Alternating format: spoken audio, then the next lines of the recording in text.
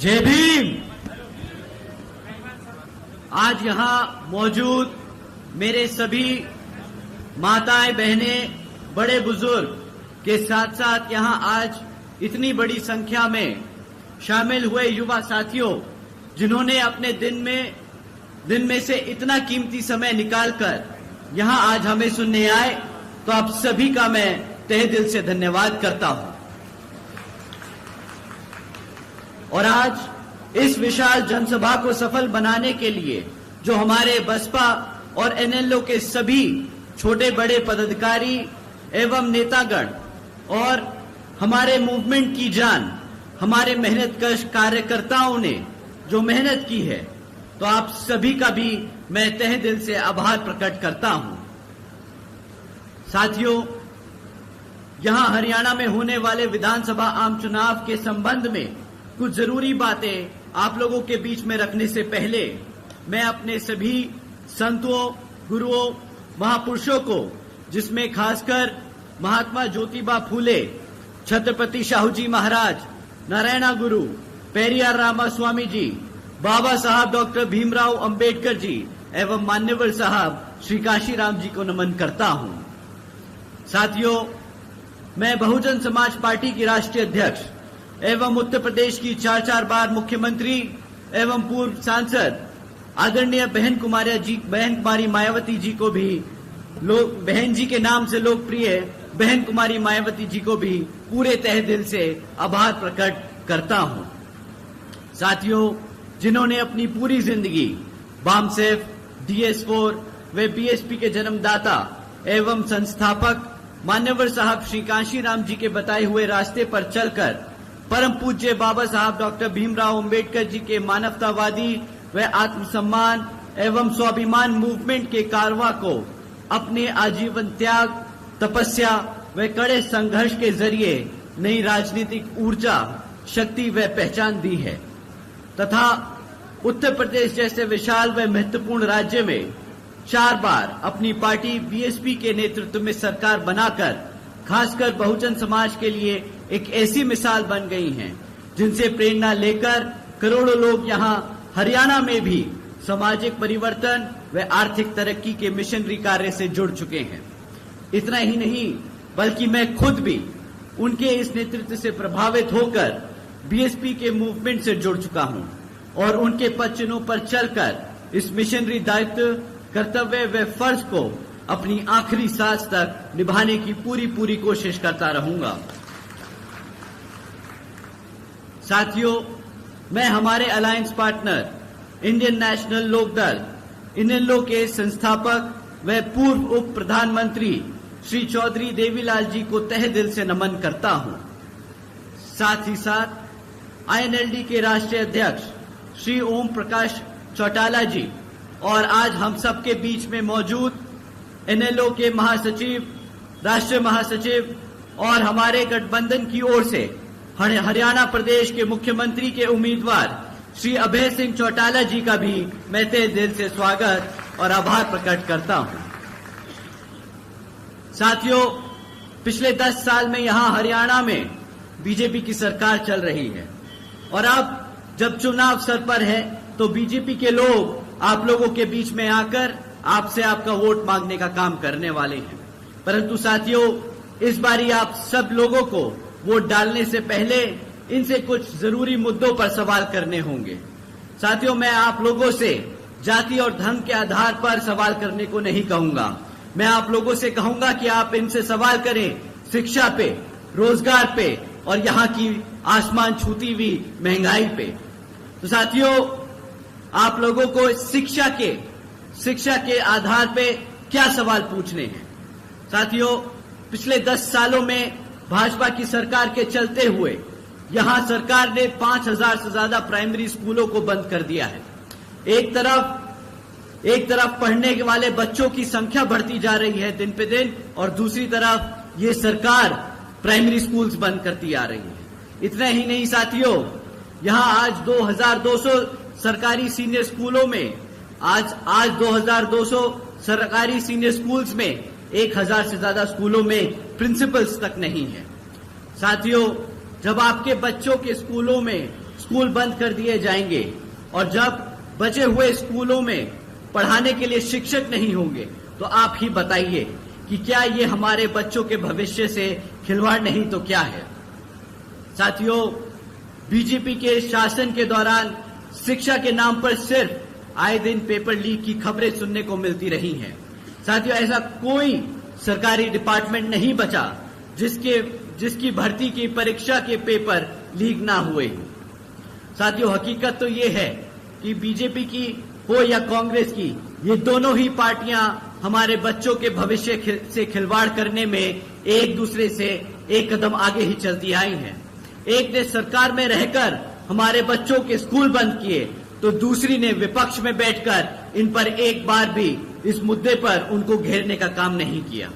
तो अब आप ही बताइए साथियों कि इनमें से कोई भी पार्टी को हक है क्या सत्ता में बैठने का? आप ही बताइए, क्या हक है इन लोगों को आपके साथ सत्ता में बैठने का?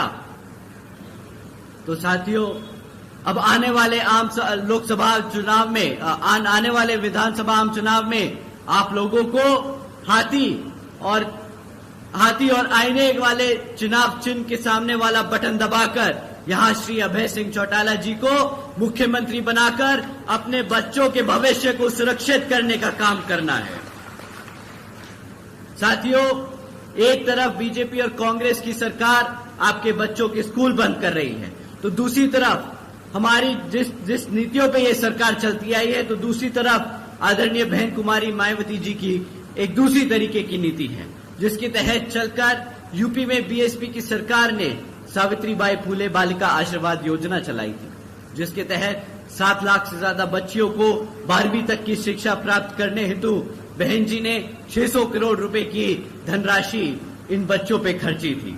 इतना ही नहीं साथियों, आदरणीय बहन जी के शासनकाल में यूपी में 6 engineering colleges, 2 homeopathic colleges, 24 polytechnic colleges, 2 paramedical और 6 यूनिवर्सिटीज के साथ साथ 200 से अधिक इंटर और डिग्री कॉलेजेस, 100 से अधिक ITIs, 550 से ज्यादा हाई स्कूल्स और 5,500 से ज्यादा प्राइमरी स्कूल्स बनाने का काम किया गया।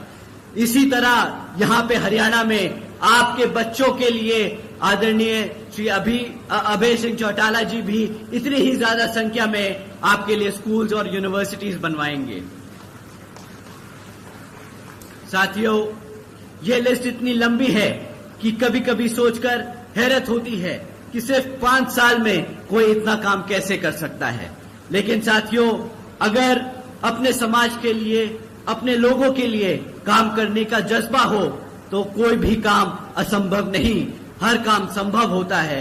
जैसा कि हमें पूरा विश्वास है, हम पूरे तरीके से भरोसा रखते हैं कि यहाँ पर जब आप अभय जी को मुख्यमंत्री बनाएंगे तो वो भी उसी दिल और तमन्ना से आप लोगों के लिए काम करेंगे। साथियों, अगर हम 10 साल का रिकॉर्ड उठाएं भाजपा का, तो यहाँ पर रोजगार के नाम पर आज भी 40% युवा बेरोजगार घूम रहा है।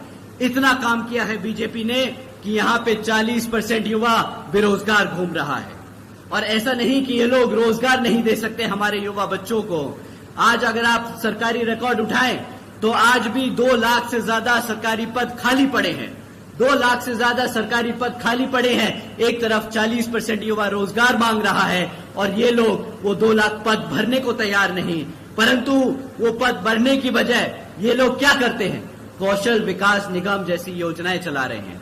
पक्की नौकरियों देने की बजाय ये कॉन्ट्रैक्चुअल यानी अस्थायी नौकरियां भरने की कोशिश कर रहे हैं, जिसके तहत जो पक्की नौकरियों में आरक्षण मिलने की व्यवस्था तय की गई है वो आप लोगों को ना मिल सके। उस पद पे ये लोग चल रहे हैं, उस रास्ते ये लोग चल रहे हैं ताकि आपको आपके आरक्षण से दूर कर सके। साथियों, एक तरफ भाजपा की सरकार ऐसे काम कर रही है और दूसरी तरफ हमारे लोगों को गरीब बनाकर, कमजोर बनाकर हमारे लोगों को अंदर से खोखला कर रही है, तो दूसरी तरफ कांग्रेस और भाजपा, कांग्रेस की सरकार भाजपा को इन महत्वपूर्ण मुद्दों पर ना घेरकर उनका एक तरीके से साथ दे रही है। साथियों, तो ये दोनों पार्टियां एक ही सिक्के के 2 पहलू हैं। एक तरफ डंडा मारता है तो दूसरी तरफ ताली बजाता है और पिसता है हमारा किसान, हमारा दलित, हमारा पिछड़ा वर्ग। साथियों, समय आ गया है कि ऐसी सरकार को अब आप जड़ से उखाड़ फेंक हमारे अभय सिंह चौटाला जी को सत्ता में बिठाकर अपना भविष्य सुरक्षित करने का। साथियों, दूसरी तरफ एक तरफ तो ये लोग हैं और दूसरी तरफ आदरणीय बहन कुमारी मायावती जी ने 5 साल में 90,000 से ज्यादा शिक्षकों को रोजगार देने का काम किया था। 1 लाख से अधिक सफाई कर्मचारियों को रोजगार देने का काम किया। 2 लाख से अधिक पुलिस फोर्स में भर्ती की और यही नहीं 30 लाख से अधिक अपर कास्ट समाज के कमजोर वर्गों के लोगों को सरकारी नौकरियों देने का काम किया। साथियों, यही नहीं बल्कि बहन जी के शासनकाल के दौरान बसपा की सरकार ने कृषि एवं संबंधित कार्यों में मिनिमम वेज को 55 रुपए से बढ़ाकर 100 रुपए प्रतिदिन किया था और हमारे पिछड़े वर्ग की क्रीमी लेयर की वार्षिक आय को 3 लाख रुपए से बढ़ाकर 5 लाख रुपए करने का काम किया। और यही नहीं बल्कि हमारे गन्ना खरीदी के दाम भी रातों रात दुगने कर दिए गए थे। साथियों, बहन जी के मॉडल ऑफ गवर्नेंस के तहत चलकर ही बसपा की सरकार ने प्रदेश के सभी समाज के लोगों को अपने पैरों पर खड़ा कर एक स्वाभिमान से जीने का अधिकार दिलाया था। जिस तरीके से यहाँ पर अभय सिंह चौटाला जी मुख्यमंत्री बनकर आप सभी वर्गों के लोगों का पूरा ध्यान रखकर आपको स्वाभिमान से जीने का अधिकार दिलाएंगे। साथियों, बात महंगाई की करें तो इनकी सिर्फ एक ही स्कीम आप लोगों के सामने रखना चाहूंगा। भाजपा की सरकार के चलते हुए आज ये लोग बोलते हैं कि हमने मुफ्त में राशन देने का काम किया है। तो साथियों, आज वो कहते हैं कि वो 80 करोड़ से ज्यादा जनता को मुफ्त में राशन देने का काम करेंगे। केंद्र और हरियाणा की भाजपा सरकार बड़े चौड़कर बोलती है, अरे मित्रों, आज बीजेपी की सरकार 80 करोड़ से ज्यादा देशवासियों को मुफ्त में राशन देने का काम कर रही है।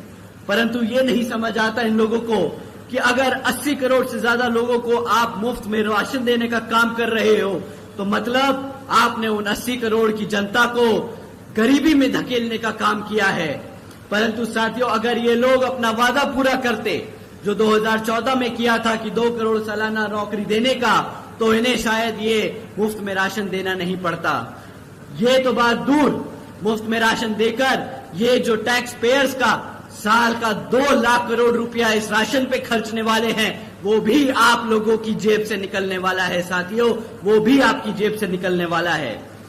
एक तरफ ये लोग आपको टैक्स के माध्यम से चूसते हैं, दूसरी तरफ वो टैक्स का पैसा राशन पे उड़ाते हैं। अगर ये पैसा रोजगार जनरेट करने में करते तो साथियों, आज यहाँ पर 2 लाख पद भरने के साथ साथ ये यहाँ पर 20 लाख रोजगार भी दे सकते थे। परंतु इन्होंने वो काम कुछ नहीं किए। इन्होंने बस आप लोगों का ध्यान भटकाने के लिए मुफ्त में राशन देने का काम किया है। साथियों, इन्हीं कुछ जरूरी बातों के साथ मैं आप सभी से, इन्हीं कुछ जरूरी बातों के साथ आप सभी लोगों से मेरी व खासकर आदरणीय बहन कुमारी मायावती जी की ये विशेष अपील है कि इस विधानसभा आम चुनाव में आप सभी लोग हर मोर्चे पर सावधान रहें। आपका वोट बहुत कीमती है। आपका कोई वोट खरीद ना पाए, आपका वोट कोई लूट ना पाए, आपका वोट पढ़ने से रह ना जाए। साथियों, जाति, बिरादरी, धन बल, मंदिर, मस्जिद या किसी भी भावना आदि के नाम पर कोई स्वार्थी अपने जाल में फंसाकर आपके वोट का दुरुपयोग न कर ले, क्योंकि देश के हर महिला, पुरुष व युवा को वोट का अधिकार यहाँ परम पूज्य बाबा साहब डॉक्टर भीमराव अंबेडकर जी की अति महत्वपूर्ण देन है। साथियों, मैं आप सभी लोगों से ये खास अपील करता हूँ कि अपने यहाँ जिन जिन क्षेत्रों में बीएसपी और एनएलओ के विधानसभा उम्मीदवार चुनाव लड़ रहे हैं, तो उन्हें आप लोग वोटिंग मशीन पर बसपा का हाथी चुनाव चिन्ह और एनएलओ का चश्मा चुनाव चिन्ह के सामने वाला बटन दबाकर यहाँ पर भारी मतों से जिताकर और अभय सिंह चौटाला जी को मुख्यमंत्री बनाने का काम करें। और साथ में अब अंत में मैं अपनी बात खत्म करने से पहले आप सभी लोगों का एक बार दोबारा से दिल से धन्यवाद करता हूं कि आप सब आज यहाँ इतनी बड़ी संख्या में मौजूद हुए हमें सुनने के लिए। जय भीम, जय भारत।